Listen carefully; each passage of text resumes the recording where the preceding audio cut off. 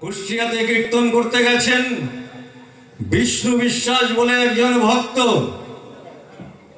সেই বিষ্ণু বিশ্বাস সকালবেলা বাড়ি থেকে বেরোবেন, একদম সাক্ষাৎ মৃত্যু কাল কেউটে তাকে দংশন করেছেন। এই কাল কেউটে দংশন করার পর বিষ্ণু বিশ্বাস নির্জীব হয়ে পড়ে আছে। তখনকার সময়ে অ্যান্টিভেনাম যা যা দেওয়া হয়েছে, কালকেউটের বিষ বড় মারাত্মক, খুব তাড়াতাড়ি রক্তের সাথে মিশে যায় এবং হার্ট খুব তাড়াতাড়ি ব্লক করে দেয়। সবচেয়ে পাতলা বিষ, ওই জন্য ভয়ঙ্কর। তাকে যথারীতি ওষুধ ইঞ্জেকশন দেওয়া হয়েছে, মুখ দিয়ে গ্যাসলা বেরিয়ে গেছে, অচেতনের মতন পড়ে গেছে। পুরুষোত্তম অনুকূলচন্দ্র সত্যানুসরণে বলছেন, গভীর বিশ্বাসে সবই হতে পারে। বিশ্বাস একটা ফোর্স, একটা পাওয়ার।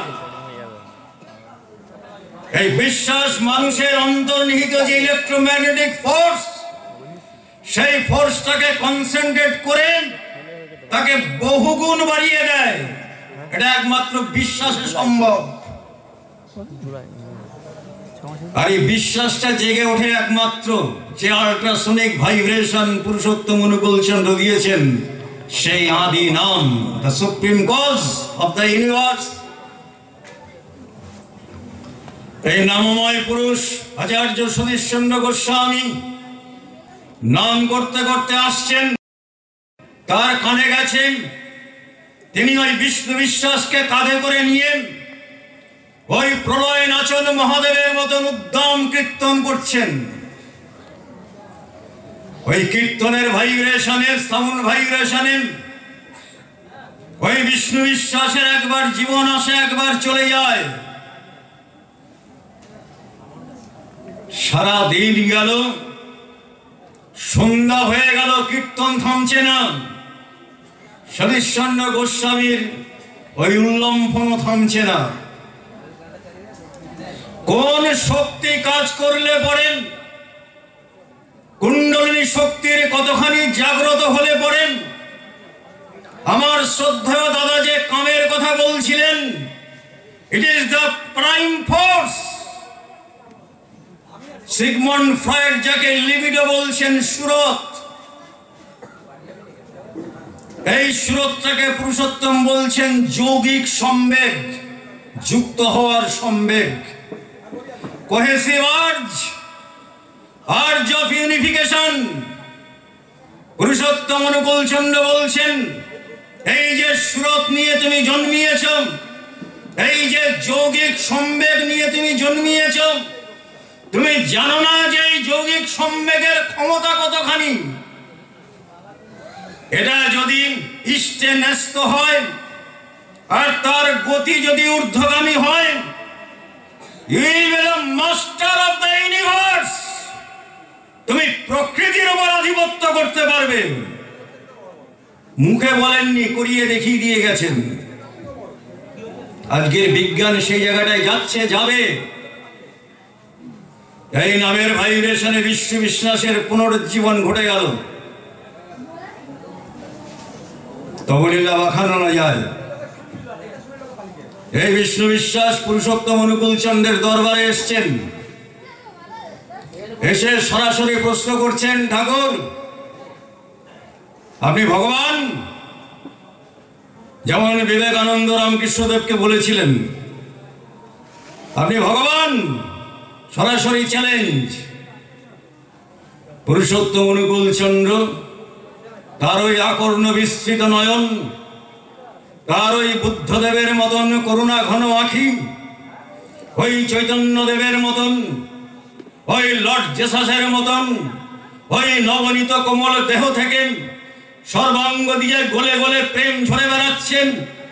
সেই প্রেমময় পুরুষটি এক দৃষ্টিতে ওই বিষ্ণু বিশ্বাসের দিকে তাকিয়ে আছেন। তাকিয়ে বলছেন, মণি, আমি ভগবান হলে যদি তুমি খুশি হও, তাহলে আমি ভগবান। বিষ্ণু বিশ্বাস স্তম্ভিত বিস্ময়ে তাকিয়ে আছে তার দিকে। নয়নে নয়ন মিলছে তার, ওই নয়নে নয়নে সব কথা হয়ে গেল। রূপ লাগি আখি ঝুরে গুণে মনোভর, প্রতি অঙ্গ লাগি কাঁদে প্রতি অঙ্গ মোর, এর নাম প্রেম।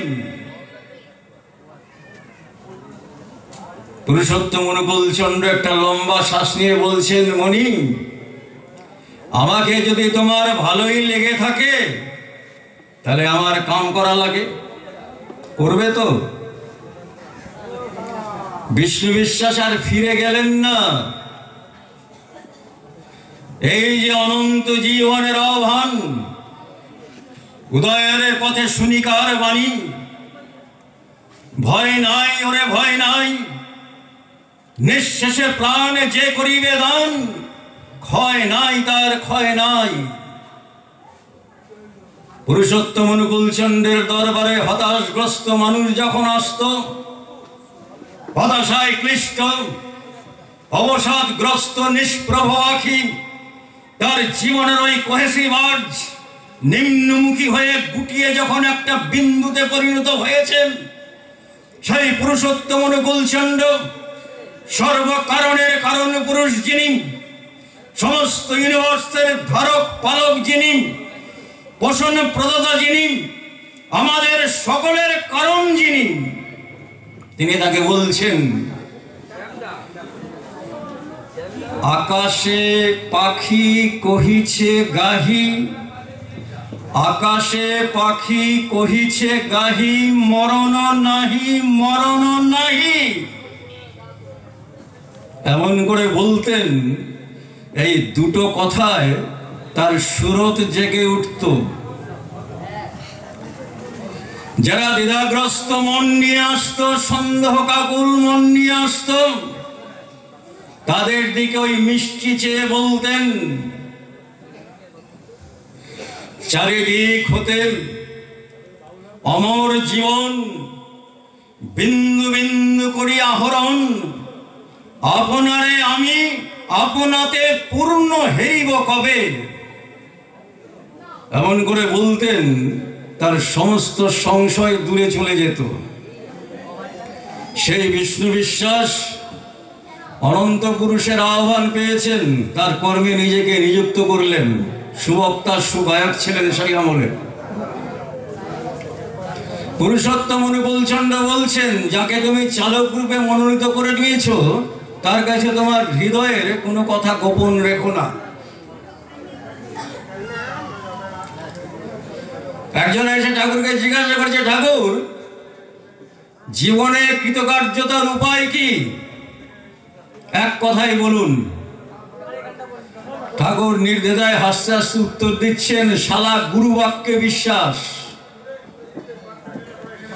গুরু বাক্যে বিশ্বাস, এই হচ্ছে জীবনের কৃতকার্য হওয়ার একমাত্র রাস্তা। সেই গুরু বাক্যকে বিশ্বাস করে যাকে চালক করে নিয়েছেন, সেই বিষ্ণু বিশ্বাস বলছেন, ঠাকুর, আমার একটা মেয়ের সাথে ভালোবাসা আছে। ভক্ত ভগবানের লীলা কথা শুনবেন। মিনু নামে একটা মেয়ের সাথে আমার ভালোবাসা আছে, আমি তাকে বিয়ে করব। গুরুর কাছে নিবেদন করছেন। দ্রষ্টা পুরুষ, তিনি দেখতে পান। কেষ্টদাকে বলছেন, ফিজিক্সের ফার্স্ট ক্লাস ফার্স্ট, কেষ্টদা, আমি 3টে কালকে একসাথে দেখি। আমার কাছে ভূত ভবিষ্যৎ বর্তমান বলে কিছু নেই। বস্তুর 3000 গুণ বড় দেখায়। আমাদের জেসিসওয়ালা মাইক্রোস্কোপ দিয়ে মানুষ যা দেখেন, আমি খালি চোখে তাই দেখি। আমার কাছে সামনে দেয়াল টেয়াল বলে কিছু নেই, আমি সব দেখতে পাই। সেই দর্শন নিয়ে বিষ্ণুপদ বিশ্বাসকে বলছেন, মণি, শালা আমি কই কি তোমার ওই বিয়ে করে কাম নাই, তুমি আমার কাম করো। এখনকার ছেলে পেলেরা তো বাপ মায়ের কথাই শুনে না। বিষ্ণু বিশ্বাস এইকে বলে পেডিগ্রি ডগ, একেই বলে হেরিডিটি, একেই বলে জেনেটিক অ্যারিস্টোক্রেসি, একেই বলে হেরিডিটিক্যাল অ্যারিস্টোক্রেসি। পেডিগ্রি ডগ ভালো বংশের কুত্তা যদি হয় না, তারা ওয়ান মাস্টার ডগ হয়। তার মাস্টার যদি উপস্থিত থাকে আর তার যদি প্রজননকাল উপস্থিত হয়, তার অপোজিট পার্টনার ফিমেল ডগটা যদি ওখানে থাকে, ওই মাস্টার যতক্ষণ থাকবে ততক্ষণ ওখানে যাবে না। এই পেডিগ্রি ডগের লক্ষণ, উৎকৃষ্ট বংশের লক্ষণ, ওই মাস্টারের প্রতি ভালোবাসায় তার সমস্ত বৃত্তিকে জয় করেছেন। পুরুষোত্তম অনুকূল চন্দ্র বলছেন, বৃত্তি জয় করার এটাই তুক। বৃত্তি জয় করার এটাই তুক, ইষ্টকে ভালোবাসা। ন মেধয়া বহু শ্রুতেন, মেধার দ্বারা তাকে লাভ করা যায় না, শ্রুতি উপনিষদের দ্বারা তাকে লাভ করা যায় না, একমাত্র প্রেমের দ্বারা তাকে লাভ করা যায়। এটাই হলো সাইকিক্যাল অ্যাটাচমেন্ট, এর নাম ভালোবাসা।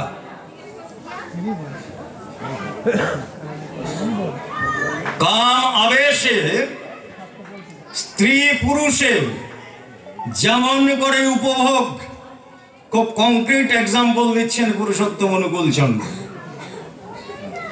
কাম আবেশে স্ত্রী পুরুষে যেমন করে উপভোগ, ইষ্ট কাজে বাস্তবতায় তেমন হলে তবেই যোগ সিদ্ধ হয়। তাই ওই পেডিগ্রি ডগের মতন, যিনি নিজেকে ঈশ্বরের কুকুর ভাবতেন, ওই নরেন্দ্রনাথ যখন আমেরিকাতে গেলেন,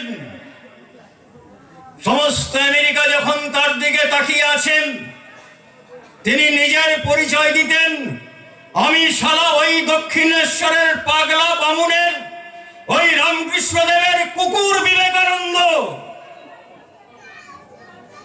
এটা গর্ব সহকারে তিনি বলতেন, শালা আমি এমনি এমনি হয়েছি, আমাকে এই পৃথিবীতে আনার জন্য আমার বাপ মা কত বছরের পর বছর তপস্যা করেছেন। পুরুষোত্তম অনুকূল চন্দ্র বলছেন, সন্তানের জন্মদান একটা পবিত্র কাজ। তোমার কামনা থাকবে, এই কামনাটাকে আমার মাধ্যমে তুমি বিশুদ্ধ করে নাও। এই বিশুদ্ধ কামনার মাধ্যমে তোমার ওই বিবেকানন্দের মতন সন্তান আসবে। তার গর্ভধারিণী জননীকে দুটো ভাতের জন্য কোর্টে গিয়ে দাঁড়াতে হবে না।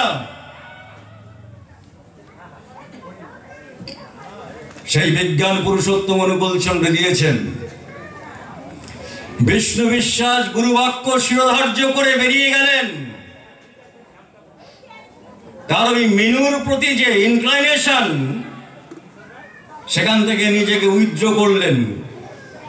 কতখানি যোগ শক্তি এবং সাইকিক্যাল অ্যাটাচমেন্টের অধিকারী হলে পরে এটা সম্ভব হয়।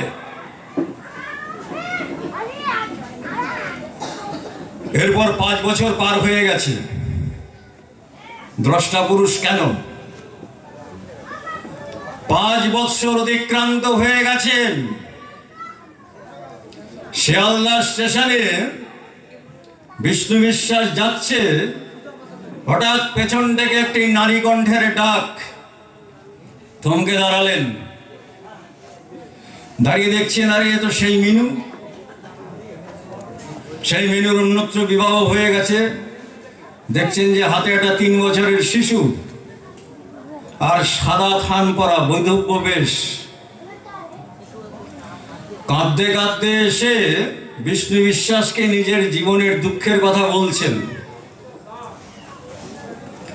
বিষ্ণু বিশ্বাস সব শুনে ভারাক্রান্ত হৃদয়ে কলকাতার কাজ সেরে হিমায়তপুরে পুরুষোত্তম অনুকূল চন্দ্রের দরবারে যে আবার গুরুর কাছে সব নিবেদন করলেন।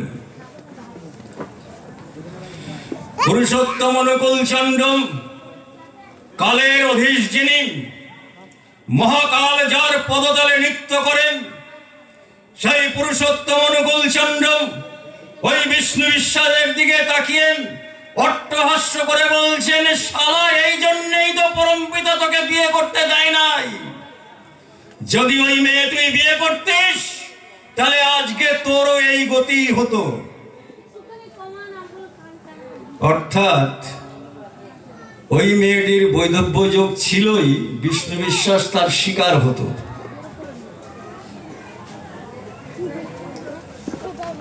হে কন্তেয় নয় ভক্ত প্রণশ্বতী, অর্জুন তুমি জেনে রাখো, আমার ভক্ত কখনো বিনাশ প্রাপ্ত হয় না। এই বিষ্ণু বিশ্বাস আর জীবনে বিয়ে করেনি, সারা জীবন তিনি পুরুষোত্তমের কাজে নিজেকে উৎসর্গ করেছিলেন। যে কথা বলছিলাম, আচার্য সতীশচন্দ্র গোস্বামী তিনি রাস্তা দিয়ে চলছেন, একজন অত্যন্ত ধনী লোক, টাকা পয়সার খুব অহংকার। তখন ঠাকুরের প্রতি বিদ্বেষ পরায়ণ লোক বহু ছিল, এখনো আছে। সতীশচন্দ্রকে অযথা যার পরনায় যাচ্ছে তাই করে অপমান করলেন। উনি বিপ্রশ্রেষ্ঠ, বর্ণশ্রেষ্ঠ, সিদ্ধ তাপস, তিনি তাকে কিছু বললেন না, মনে কিন্তু খুব দুঃখ পেলেন। পরিণাম ফল কি হলো? কয়েকদিনের মধ্যেই সে লোকটি অসুস্থ হলো। পয়সার অভাব নেই, বড় বড় ডাক্তার দেখানো হলো, আস্তে আস্তে অবস্থা খারাপের দিকে যাচ্ছে। ঠাকুরের কানে পৌঁছলো কথা, পুরুষোত্তম অনুকূল চন্দ্র বলছেন, শালা গোখর সাপের মাথায় পা দিয়েছে, কিচ্ছু করার নাই। গোখর সাপের মাথায় পা দিয়েছে। ভক্তের লাঞ্ছনা ভগবান সহ্য করেন না, নিজের লাঞ্ছনা সহ্য করেন। কিছুদিন বাদিয়ে দেখা গেল সেই লোকটির মৃত্যু হয়ে গেল। আচার্য সতীশচন্দ্র গোস্বামী জীবনে কোনোদিন আর কারোর জন্য মনে দুঃখ পাননি, অনেক লাঞ্ছনা গঞ্জনা সহ্য করেছেন। ওনার এই লাস্ট ঘটনা বলে আমি আর দু চারটে অন্য কথা বলে শেষ করে দেব। সবাই দূর দূর থেকে এসছেন। 1962 সাল, আচার্য সতীশচন্দ্র গোস্বামীর তখন 87 বৎসর বয়স কমপ্লিট হয়েছে। হরিদা মানে মনোজ গোস্বামীর দা যে বাবা বলছেন, এই হরি, এটা পৈতে নিয়ে আয়, আমি গ্রন্থি দিয়ে দেই। গোসাইদা ঠাকুরকে নিজের হাতে পৈতে পড়াতেন। আমার তো আর যাওয়ার ক্ষমতা নাই, তুই এটা ঠাকুরকে সময় মতন পড়িয়ে দিস।